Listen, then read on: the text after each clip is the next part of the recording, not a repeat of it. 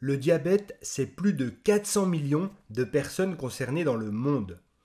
On estime que plus de 5% de la population française est diabétique. Dans cette vidéo, nous allons parler du diabète de type 1. Pour bien comprendre cette pathologie, il est indispensable de savoir comment se déroule le métabolisme du sucre dans le corps humain, c'est-à-dire la façon dont est assuré le stockage et le déstockage du glucose.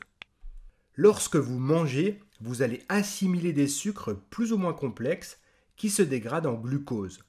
Ce dernier va transiter dans notre système sanguin et à ce niveau, il va être utilisé pour le fonctionnement de notre corps. Si un surplus est présent, il va être stocké sous forme de glycogène dans notre foie, nos muscles ou encore sous forme de graisse dans notre tissu adipeux. A contrario, lorsque vous ne mangez pas pendant plusieurs heures, votre corps va avoir des besoins en sucre.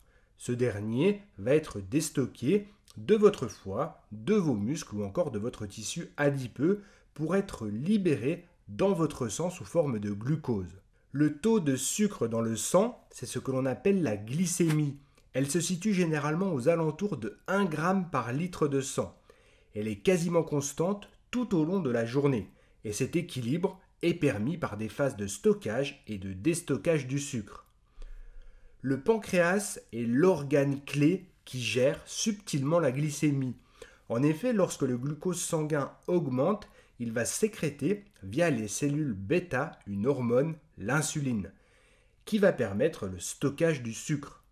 En période de jeûne, il va sécréter une autre hormone, le glucagon, via les cellules alpha, qui a globalement une action opposée. Elle va permettre le déstockage du sucre. On parle de diabète lorsque le corps ne parvient pas à réguler le taux de sucre dans le sang et que la glycémie est trop élevée et de façon chronique. Il y a plusieurs types de diabète. Le diabète de type 1, de type 2, le diabète au cours de la grossesse que l'on appelle gestationnel, les diabètes liés à d'autres pathologies ou encore à des traitements médicamenteux.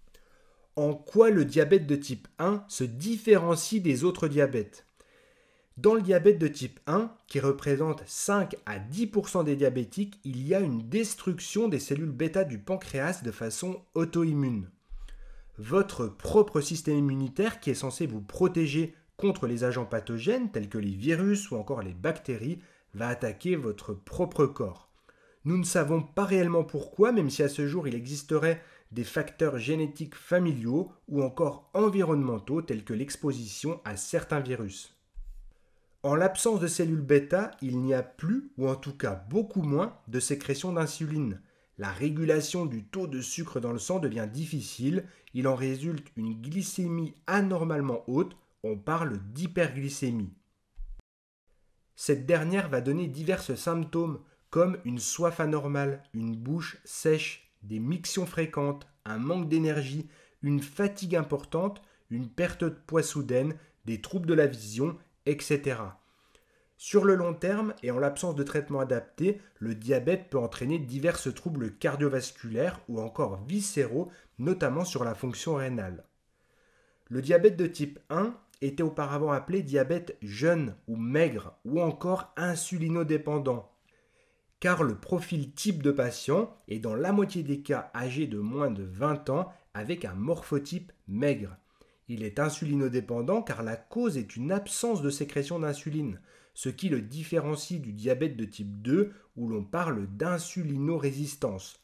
Nous aborderons ce dernier cas dans une prochaine vidéo. Comment réaliser le diagnostic ? Souvent, ce sont les symptômes que l'on a précédemment évoqués concernant l'hyperglycémie qui poussent à consulter. Le médecin va réaliser un interrogatoire avec son patient, un examen clinique, puis il va mesurer la glycémie. Et là, selon l'Organisation mondiale de la santé, plusieurs glycémies peuvent être caractéristiques chez un patient diabétique non traité. La glycémie à jeun, c'est-à-dire le matin au réveil sans avoir mangé, elle est supérieure à 1,26 g par litre de sang. La glycémie mesurée au cours de la journée, elle est supérieure à 2 g par litre de sang. La glycémie après HGPO est supérieure à 2 g par litre de sang.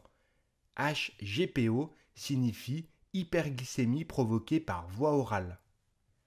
Il s'agit de faire prendre à un patient une dose de sucre rapide, 75 grammes, puis de mesurer l'évolution de la glycémie 1 heure puis 2 heures après. Généralement, ce test est plutôt réalisé pour mettre en évidence un diabète gestationnel. En fonction du profil du patient, des examens sanguins, des antécédents, le diagnostic sera réalisé. Quels sont les traitements du diabète de type 1 ? Comme vous l'avez compris, le corps ne peut plus produire d'insuline. La seule façon de restituer un bon équilibre de la glycémie va être d'administrer de l'insuline de synthèse, le plus souvent par injection sous-cutanée ou plus rarement grâce à une pompe d'insulinothérapie. Le patient contrôle sa glycémie grâce à des tests simples à mettre en place chez lui à la maison. Une simple petite goutte de sang suffira pour savoir quel est le taux de sucre sanguin. Généralement, le patient bénéficie d'un traitement de fond à insuline lente et il pourra réaliser des injections d'insuline rapide, par exemple après un repas riche en sucre, afin de diminuer ponctuellement sa glycémie et de façon rapide. Une bonne hygiène de vie est importante afin d'optimiser les effets du traitement, notamment avec une alimentation équilibrée et la pratique d'activités physiques régulières. Un suivi médical régulier est indispensable afin de faire le point sur la maladie et son traitement. Voilà pour cette vidéo, merci pour votre écoute et votre attention. N'hésitez pas à liker et à vous abonner à la chaîne si ce n'est pas encore fait. Si vous avez des questions, ça se passe dans les commentaires. Je vous dis à très bientôt sur Educa Santé.